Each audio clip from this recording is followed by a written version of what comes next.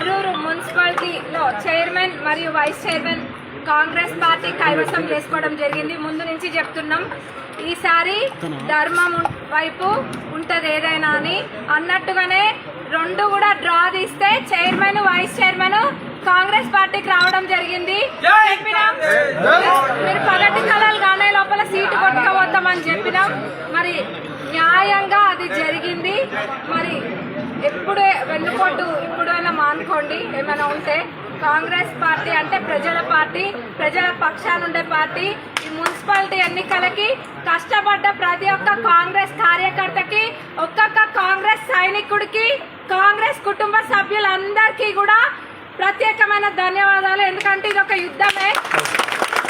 ఆనాడు ఎమ్మెల్యే ఎలక్షన్లు అప్పుడు ఎట్లయితే కష్టపడ్డారో అంతకన్నా ఎక్కువ కష్టం ఈరోజు అందరు కూడా పడ్డారు. అంతకన్నా ఎక్కువ ఈ రిజల్ట్ కోసం మనం అందరం కూడా ఎదురు చేసినాం.